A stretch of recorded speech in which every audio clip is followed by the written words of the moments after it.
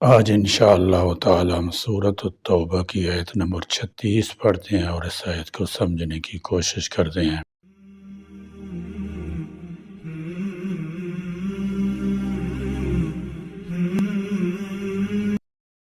اعوذ باللہ من الشیطان الرجیم، بسم اللہ الرحمن الرحیم۔ ان عدت الشہور عند اللہ 12 شہرا فی کتاب اللہ یوم خلق السماوات والارض منها 4 حرم ذلك الدين القيم فلا تظلموا فيهن أنفسكم وقاتلوا المشركين كافة كما يقاتلونكم كافة واعلموا أن الله مع المتقين إن بشك عدت الشهور مہینوں کی تعداد، گنتی، شمار، عند اللہ اللہ کے نزدیک 12 شہرن مہینے ہے، فی کتاب اللہ اللہ کی کتاب میں۔ فی کتاب اللہ سے مراد لوح محفوظ یعنی تقدیر الہی ہے، یعنی ابتدائے فرینت سے ہی اللہ تعالی جل شانہ نے 12 مہینے مقرر فرمائے ہیں، جن میں 4 مہینے حرمت والے ہیں، جن میں قتال و جدال کی بالخصوص ممانعت ہے۔ اس بات کو نبی کریم صلی اللہ تعالی علیہ وسلم نے ایسے بیان فرمایا ہے کہ زمانہ گھوم گھما کر پھر اسی حالت پر آ گیا ہے جس حالت پر اس وقت تھا جب اللہ تعالی جل شانہ نے آسمانوں اور زمین کی تخلیق فرمائی۔ سال 12 مہینوں کا ہے، جن میں 4 حرمت والے مہینے ہیں، 3 پے در پے، ذوالقعدہ، ذوالحجہ اور محرم، اور چوتھا رجب جو جمادی الاخری اور شعبان کے درمیان ہے۔ یوم جس دن کے خلقہ اس نے پیدا کیے، السماواتی آسمان، والارض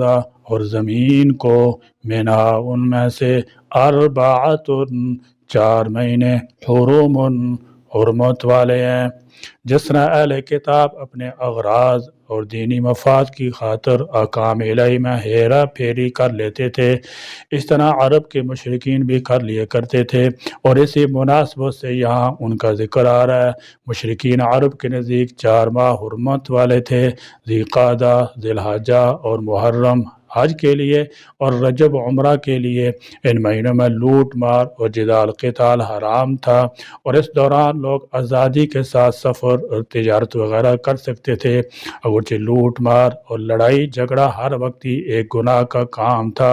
تاہم ان مہینوں میں اسے شدید تر گناہ سمجھا جاتا تھا، لیکن مشرک اپنی اغراض کی خاطر ان مہینوں میں عدل بدل کر کے سال میں 4 حرمت والے مہینوں کی تعداد پوری کر لیتے تھے۔ مثلا کوئی زور آور قبیلہ جب محرم میں اپنے کسی کمزور دشمن قبیلے سے انتقام لینا چاہتا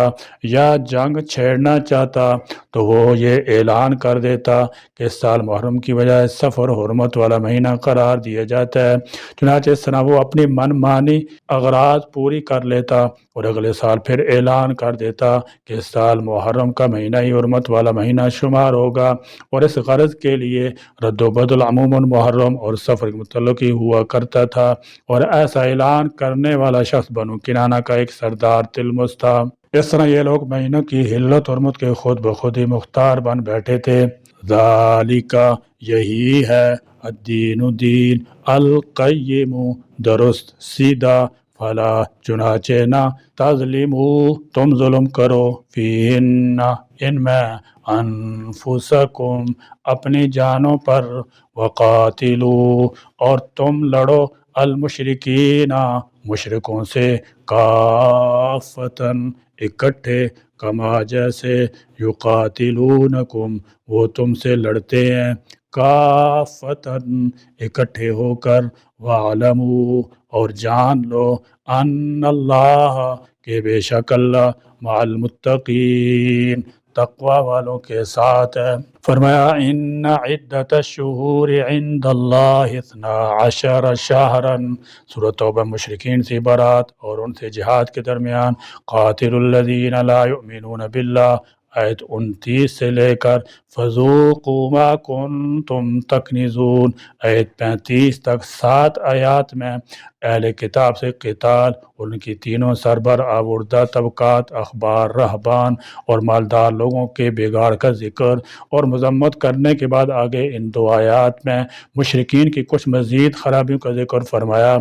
یہود و نصارہ کی طرح مشرکین عرب بھی اللہ تعالیٰ کے احکام بدلنے کے لیے ہیلہ سازی سے کام لیتے تھے۔ مثلا آسمان زمین کی پیدائش کے دن سے ہی تمام ادیان میں یہ طریقہ چلا آ رہا تھا کہ مہینے اور سال شمسی حساب یعنی سورج کے بجائے قمری حساب یعنی چاند کے لحاظ سے معتبر سمجھے جاتے تھے، اور تمام عبادات میں یہی تاریخی ملحوظ رکھی جاتی تھی۔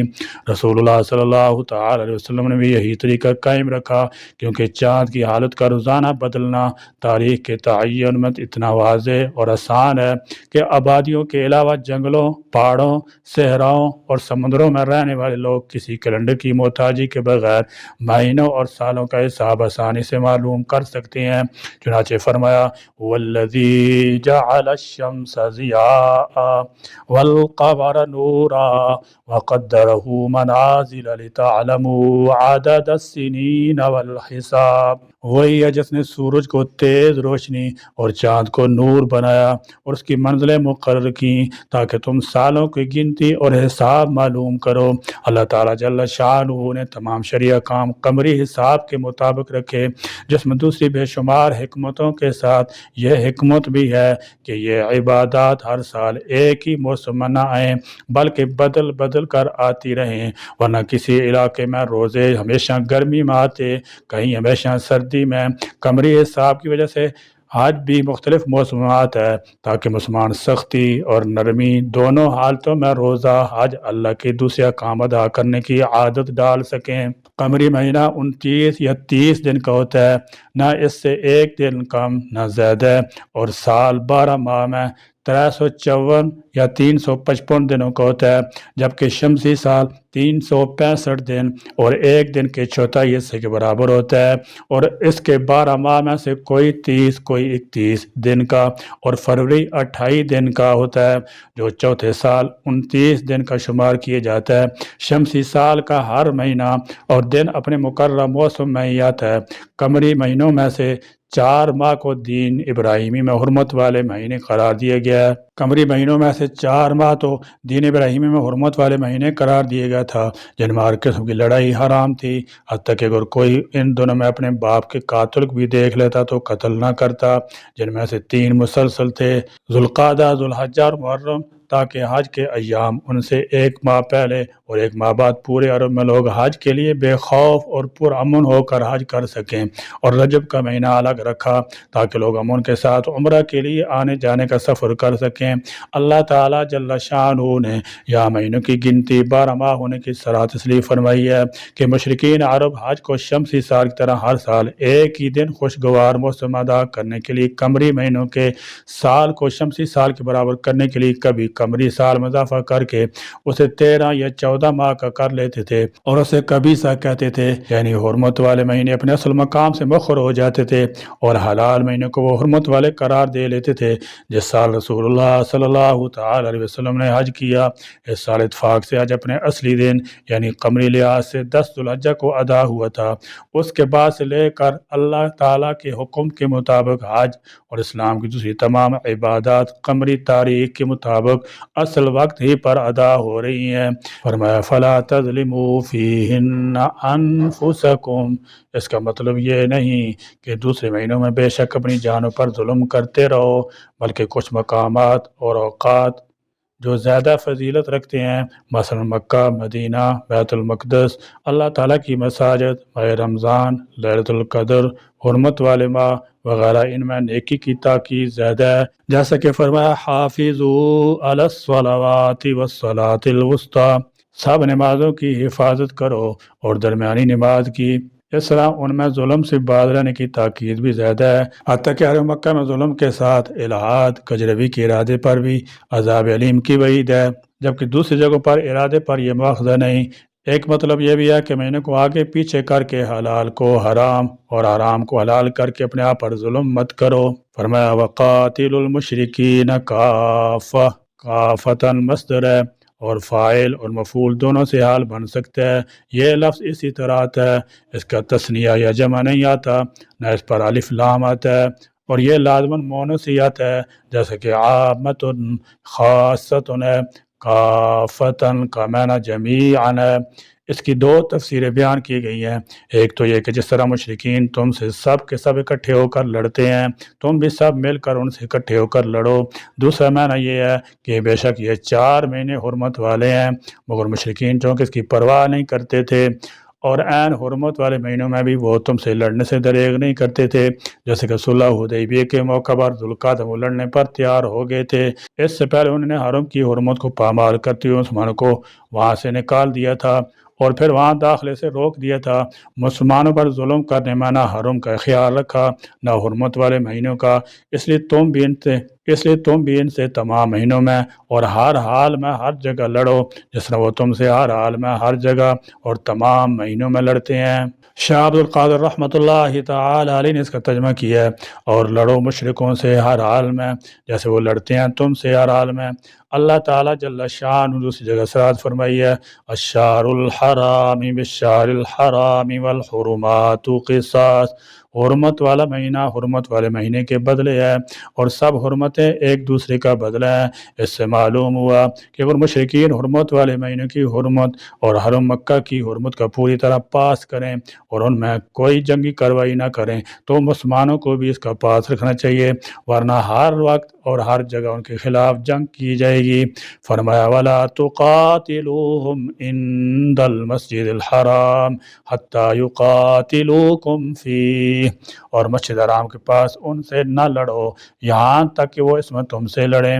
حقیقت یہ ہے کہ اسلامی تعلیم کے 2 حصے ہیں، امر بالمعروف، نمبر 2 نہی عن المنکر۔ امر بالمعروف کا ماننا یا نہ ماننا مخاطب کی اپنی مرضی پر منحصر ہے۔ ایک شخص کسی دوسرے کو عقیدہ توحید یا آخرت یا اسلام لانے کی دعوت دیتا ہے اور وہ قبول کرنے سے انکار کر دیتا ہے، تو اس پر نہ جبر کیا جا سکتا ہے اور نہ تلوار سے ڈرایا جا سکتا ہے، نہ دھمکایا جا سکتا ہے۔ اور جہاں تک نہی عن المنکر کا تعلق ہے تو یہ فریضہ قوت یا تلوار کے بغیر پورا ہو ہی نہیں سکتا۔ اسلام محض عقائد نظریات کا مجموعہ نہیں، بلکہ ایک ایک زندہ جاوید قانون ہے جو مکمل ضابطہ حیات پیش کرتا ہے، اور اس قانون کے نفاذ کے لیے قوت چاہتا ہے۔ اور کسی جگہ ظلم ہو رہا ہو، زنا، چوری، ڈاکہ، قتل و غارت کی وارداتیں ہو رہی ہوں، لوگوں کا امن و امان تباہ ہو رہا ہو، چین غارت ہو رہا ہو، تو اسلام کا قانون حرکت میں آئے گا اور تلوار ہاتھ میں لے کر اس کی اصلاح کرے گا، خواہ یہ علاقہ مشرکین کا ہو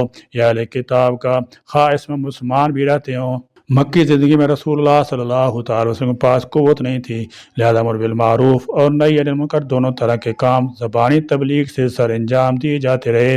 قرآن جیسا معجزانہ کلام، آپ صلی اللہ تعالی علیہ وسلم کا بلند کردار، آپ کے جانثاروں کی قربانیاں، آپ کا تبلیغ میں اپنی جان تک کھپا دینا اور بہترین طریقے سے تبلیغ کرنا، ان سب طرح کی کوششوں کے باوجود یہ تو نہ ہو سکا کہ قریش مکہ ایمان لاتے۔ بے شک وہ اسلام کی حقانیت کے دل سے معترف ہو چکے تھے، لیکن اسلام اپنا ضابطہ اور پابندیاں بھی عائد کرتا تھا جو انہیں گوارا نہ تھیں۔ نیز انہیں عرب بھر میں سیاسی اور معاشرتی لحاظ سے جو مقام حاصل تھا، اسلام لا کر وہ اس سے دستبردار ہونے کو قطعاً تیار نہ تھے۔ ایسے بگڑے ہوئے لوگ ڈنڈے کے بغیر کبھی سیدھے نہیں ہو سکتے، لاتوں کے بت باتوں سے کبھی نہیں مانتے۔ تلوار کا کام یہ ہوتا ہے کہ وہ ایسی بگڑی ہوئی طبیعتوں کو راہ راست کی طرف لاتی ہے اور راستے کی ایسی رکاوٹوں کو دور کر دیتی ہے، کیونکہ جب تک تعصب اور ہٹ درمی کا علاج نہ کیا جائے، تبلیغ خواہ کتنی دل نشین انداز میں ہو، غیر مؤثر ہو کر رہ جاتی ہے۔ اگر تلوار کا اشاعت اسلام میں کچھ حصہ نہ ہوتا